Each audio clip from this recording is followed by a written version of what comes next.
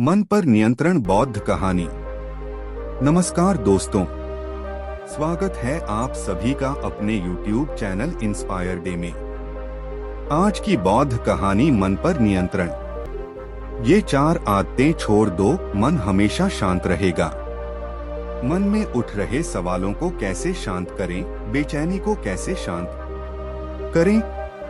इस कहानी में मैं आपको 4 ऐसी आदतों के बारे में बताने वाला हूं जिसे आप अपने जीवन में अपनाकर एक अच्छी जिंदगी जी सकते हैं और अच्छे कामों में अपना जीवन व्यतीत कर सकते हैं।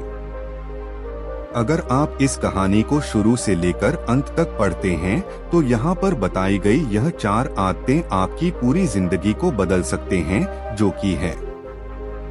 दूसरों के मन को पढ़ना छोड़ दो। ये सोचना कि असफल हो गए हो तो लोग हंसेंगे। समय को काटना छोड़ दो। यह सोचना छोड़ दो कि मुझसे बड़े बड़े लोग नहीं कर पाए तो मैं कैसे कर पाऊंगा। अगर आप इन 4 आदतों को अपने जीवन में अपना लेते हैं तो फिर आप अपने जीवन को एक खुशहाल जिंदगी में बदल देंगे और फिर आपका मन कभी भी बेचैन नहीं होगा, ना ही उदास रहेगी और ना ही बेफिजूल के कामों में व्यस्त रहेगा। ये 4 आदतें छोड़ दो, मन हमेशा शांत रहेगा। एक बार किसी राज्य का राजकुमार महात्मा बुद्ध के पास आता है और वह महात्मा बुद्ध से कहता है, आप हमेशा कहते रहते हैं कि ध्यान करो, ध्यान करो, लेकिन मेरे लिए ध्यान करना तो दूर की बात है। मैं कुछ समय के लिए अपनी आंखें बंद करके शांति से भी नहीं बैठ पाता हूँ। मेरा मन इतना बेचैन है कि यह हर समय कुछ ना कुछ सोचता रहता है। मैं जब भी ध्यान करने बैठता हूँ तो मेरे अंदर विचारों का तूफान आने लगता है। लोगों के बारे में सोचकर, अपने जीवन की बीती घटनाओं के बारे में और अपने भविष्य के बारे में और ऐसी ही ना जाने कितने सारे अजीबोगरीब विचार लगातार मेरे मन में आते रहते हैं। मैं इन्हें रोकने की बहुत कोशिश करता हूँ, लेकिन जब मैं इन्हें रोकने में असफल हो जाता हूँ तो मैं ध्यान को तोड़कर बैठ जाता हूँ। इतनी बातें कहने के बाद वह महात्मा बुद्ध की ओर देखता है और कहता है, बुद्ध, आप मेरी इस समस्या का कोई समाधान बताएं। बुद्ध ने कहा, मैं क्या समाधान बता सकता हूँ। सोचो, तुम्हारा ही मन है, लेकिन यह तुम्हें कुछ देर तक आंख बंद करके बैठने भी नहीं देता है। कितना आजाद कर रखा है तुमने इसे। राजकुमार ने कहा, बुद्ध, मैंने बहुत सोचा, लेकिन मुझे अपनी इस समस्या का कोई समाधान समझ नहीं मिला, इसलिए मैं आपकी शरण में आया हूँ। अब आप ही कोई रास्ता दिखाएं। बुद्ध ने कुछ देर तक राजकुमार के चेहरे की तरफ बड़े ध्यान से देखा और फिर कहा, ठीक है, तुम ये 4 आदतें छोड़ दो और फिर तुम्हारा मन लगने लगेगा। राजकुमार पूरे ध्यान लगाकर बुद्ध की बातें सुनने लगा। बुद्ध ने कहा, पहली आदत, दूसरों के मन को पढ़ना छोड़ दो। तुम और तुम्हारे जैसे ज्यादातर लोग यही गलती कर रहे हैं कि वो दूसरों की मन की बातों को पढ़ने का प्रयास कर रहे हैं कि अच्छा, सामने वाला मेरे बारे में ऐसा सोच रहा है, और यही एक आदत तुम्हें सबसे ज्यादा बेचैन और परेशान कर रही है। ज्यादातर उत्सवों पर लोग दूसरों के मन की वार्ता को गलत और नकारात्मक तरीके से ही पढ़ते हैं। जैसे कि लोग अक्सर सोचते हैं कि दूसरे लोग उनकी तरक्की से जलते हैं, उसे नीचा दिखाना चाहते हैं, उसे पसंद नहीं करते, उसकी मदद नहीं करना चाहते, और ऐसी ही ना जाने कितनी सारी नकारात्मक बातें ये लोग दूसरों के प्रति अपने अंदर बैठा लेते हैं। फिर उनके बारे में ही सोचते रहते हैं, उनसे बदला लेने के तरीके सोचते रहते हैं, उन्हें नीचा दिखाने के मौके ढूंढते रहते हैं, और दूसरों के प्रति यही नकारात्मक सोच इन्हें दुखी करती है, और फिर ये लोग बेचैनी महसूस करते हैं। इसलिए दूसरे लोग क्या सोच रहे हैं इसका अनुमान लगाना बंद करो। दूसरे लोगों के विचारों को पढ़ने की कोशिश करना बंद करो। अगर पढ़ना ही है तो खुद के विचारों को पढ़ना शुरू करो कि तुम्हारे अंदर क्या चल रहा है।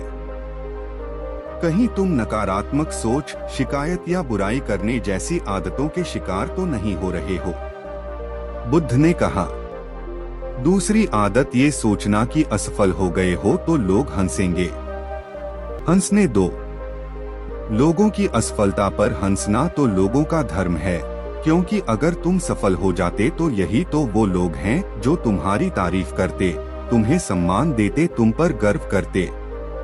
अगर तुम अपनी सफल होने पर दूसरों से तारीफ की उम्मीद करते हो तो अपनी असफलता पर उनके हंसने से तुम्हें दुखी नहीं होना चाहिए। और समस्या ही यही है कि हम इंसान असफलता को बुरा मानते हैं, जबकि असफल होना सफल होने से भी ज्यादा जरूरी है।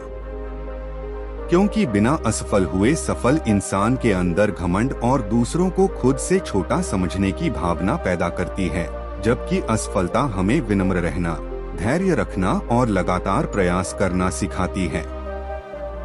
इसलिए असफलता को बुरा मत समझो, और अगर तुम्हारे काम में असफल होने की संभावना नहीं है तो इसका अर्थ है कि तुमने अपना लक्ष्य अपनी क्षमताओं से छोटा बनाया है।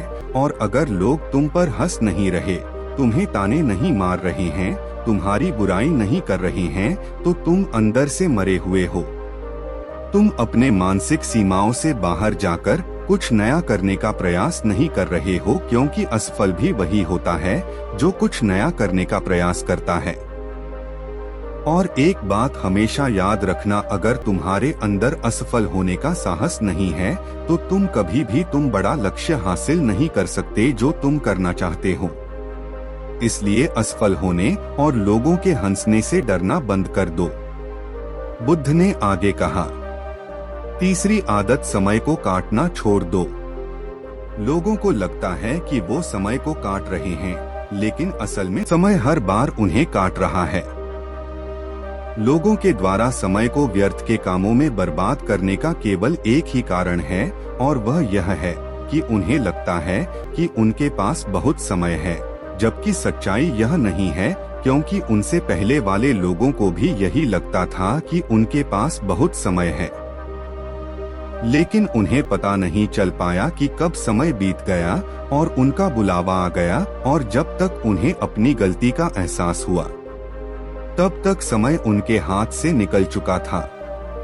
बस पश्चाताप रह गया था कि सारा जीवन व्यर्थ के कामों में बर्बाद कर दिया, और फिर वो चले गए इस दुनिया से बिना खुद को जाने, बिना इस जीवन की सच्चाई को समझें। इसलिए जब तक यह जीवन है, इसे अच्छे कामों में लगा, खुद को जानने में, दूसरों की मदद करने में, लोगों को सही राह दिखाने में, मानवता के कल्याण में। और दूसरी बात, समय को बर्बाद करने से आज तक किसी को खुशी नहीं मिली है। हालांकि समय काटने से तुम्हें क्षणिक खुशी तो महसूस हो सकती है, लेकिन जब तुम्हें होश आता है और तुम देखते हो कि कितना सारा समय बर्बाद किया जा चुका है, तब तुम्हें खुद पर गुस्सा आता है और तुम पश्चाताप के भाव से भर जाते हो। और फिर यही पश्चाताप का भाव तुम्हारे अंदर तनाव पैदा करता है और तुम बेचैन हो जाते हो और लगातार अपनी उस गलती के बारे में सोचते रहते हो। फिर तुम्हारा किसी भी काम में मन नहीं लगता और तुम उदास रहने लगते हो, और यह चक्र लगातार चलता रहता है, जिसकी शुरुआत हुई थी समय को काटने से। इसलिए समय को काटना बंद करो और वो करना शुरू करो जो जरूरी है। बुद्ध ने कहा, चौथी आदत, यह सोचना छोड़ दो कि मुझसे बड़े बड़े लोग नहीं कर पाए तो मैं कैसे कर पाऊंगा। असल में दूसरों से खुद की किसी भी चीज में तुलना करना ही व्यर्थ है। सबकी परिस्थितियां अलग हैं, सबकी सोच अलग है।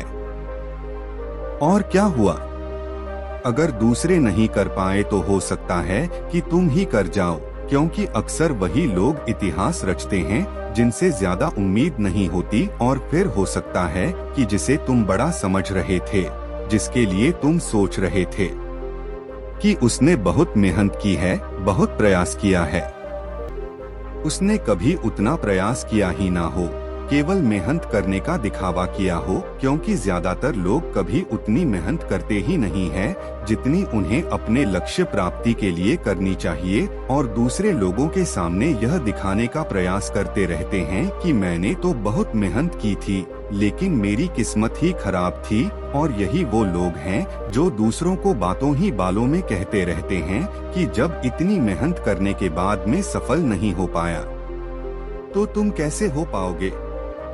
लेकिन अंदर ही अंदर यह इस बात को जानते हैं कि उन्होंने कभी उतनी कोशिश नहीं की थी जितनी उन्हें करनी चाहिए थी।